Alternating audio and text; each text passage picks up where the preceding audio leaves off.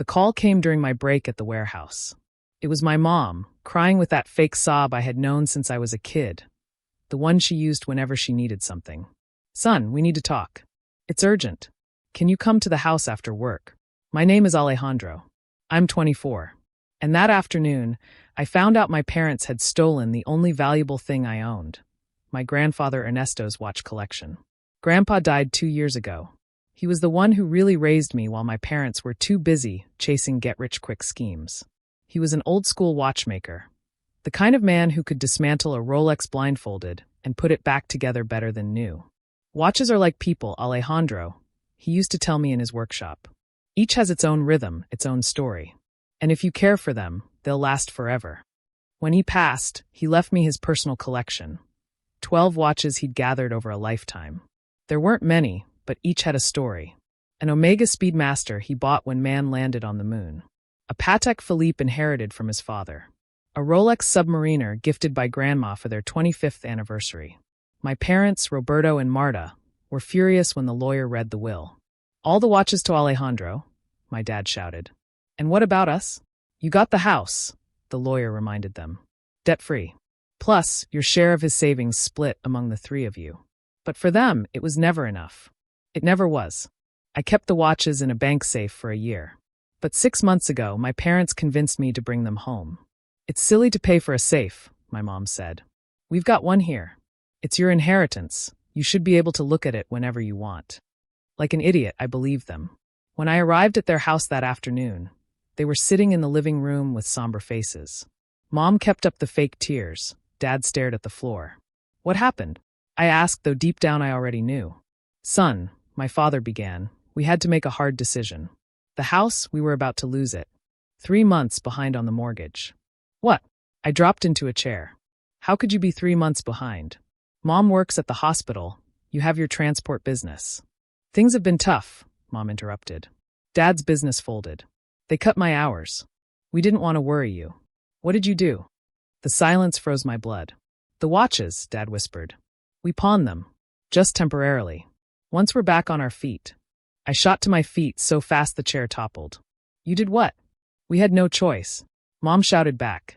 "It was that or homelessness. Those watches weren't yours. They were mine. We're your parents." Dad roared. "Everything you have is because of us. A roof, food, education." "Education?" "I paid for high school working part-time. I didn't even go to college because you spent my savings on your can't-fail MLM scheme." "Don't be ungrateful," Mom hissed. "The watches are safe. It's a 6-month pawn. We'll get them back." "With what money? If you couldn't pay the mortgage, how will you pay the pawn shop?" No answer. We all knew the truth. They weren't getting them back. "How much did they give you?" I asked, my stomach turning. 60,000 pesos, Dad muttered. I laughed bitterly. 60,000? The collection's worth at least 10 times that. It was an emergency. We couldn't negotiate.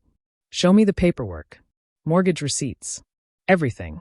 They exchanged a look I knew too well. They were hiding something. "The papers are in process," Mom stammered. I pulled out my phone.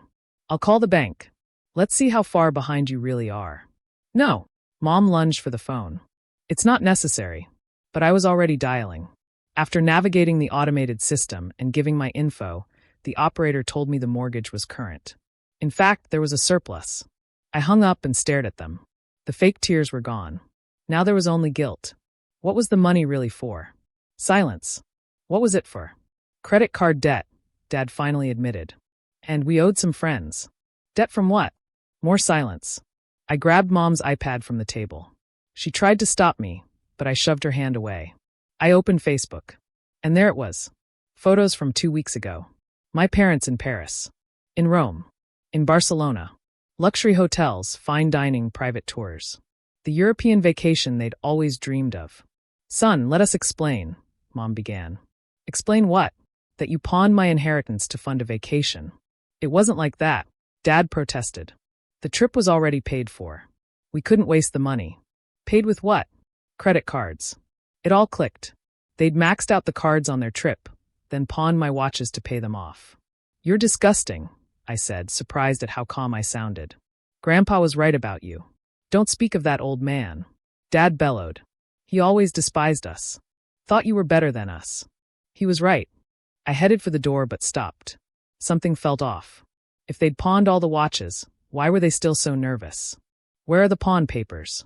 In the safe, Mom said. Open it. Alejandro, enough. Open it. Dad reluctantly opened the safe and handed me the papers. I scanned them quickly. 11 watches were listed. One's missing, I said. The Omega. Where is it? They exchanged another guilty look. We sold it separately, Mom admitted. A collector offered a good price. How much? 30,000. To whom? I don't remember his name. Lies. Everything with them was lies. Then I remembered something Grandpa once told me while working on that very Omega. This watch is special, Alejandro. Not just for its history. I made a little modification. He had shown me a tiny chip he'd installed inside, a GPS tracker that activated with movement. Grandpa had been paranoid about his most valuable watches. If you ever lose it or it's stolen, he said with a wink, you'll always find it. I pulled out my phone and opened the app Grandpa had installed years ago. A red dot blinked on the map. The watch wasn't with any collector. It was at a house 20 minutes away. You know what? Forget it, I said, pocketing my phone. Do whatever you want. I left their house with them still confused. But I didn't go home. I went straight to the GPS location. It was a large house in an upscale neighborhood. I rang the bell. A man in his 50s answered. Yes. Good afternoon. I think you have something that belongs to me. Excuse me? An Omega Speedmaster. You bought it from Roberto and Marta Sanchez. It was stolen. The man paled. I didn't know. They said it was theirs. It wasn't. It's mine. I have documents to prove it. Turns out he was honest. A real collector. He'd paid $45,000, not $30,000, as my parents claimed. When I showed him the will and a police report I'd filed on my way over, he returned the watch without fuss. I'm so sorry, he said. I should have suspected something when they insisted on cash. With the Omega back in hand, I went to the pawn shop. The owner, a man named Martinez, wasn't cooperative at first. The pawn is legal, he said. Your parents signed for it. With stolen property. Here's the police report. Return the watches now, or this becomes a criminal case. That got his attention. Martinez had prior legal troubles and didn't want more. He gave me the 11 watches, eating the 60,000 himself. That night, my parents showed up at my apartment. They didn't knock. They still had a key I didn't know about. What did you do? Dad yelled. Martinez is demanding we pay him 60,000. That's your problem, I said, inspecting the watches. This is your fault. Mom shrieked. You went to the police. You reported US. Yes. We're your parents. No. You're two strangers who happen to share my DNA. Dad stepped forward threateningly. Listen here, you ungrateful little. One more step, and I add assault to the report. He froze. For the first time in my life, I saw fear in his eyes. You have to pay Martinez, Mom pleaded, real tears now. If not, he said he knows people. Dangerous people. You should have thought of that before stealing from me. Please, Alejandro. Something could happen to us. I looked at them coldly. Grandpa always said every choice has its time. You made yours. Now live with it. How can you be so cruel? Mom sobbed. We raised you. We gave you everything. You gave me nothing. Grandpa raised me. Grandpa taught me. Grandpa left me the only thing of value I ever had.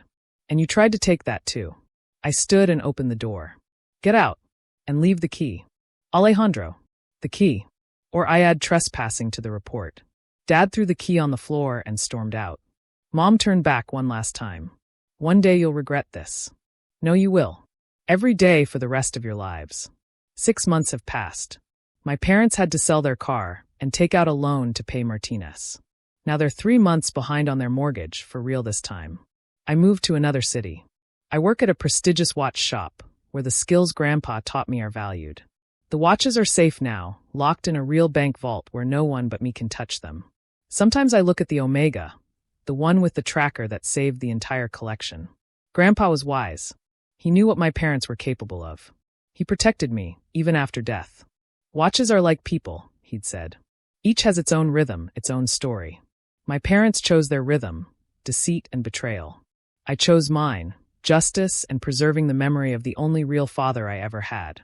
Time, like Grandpa's watches, keeps ticking.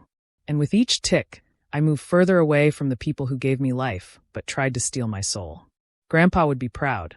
His watches still mark time, still preserve stories, waiting for the day I pass them down to someone who will truly value them. Someone who'd never pawn them for a European vacation. Someone who understands some things are worth more than money. Someone who, as Grandpa taught me, knows their true value lies in what they represent, not what they're worth.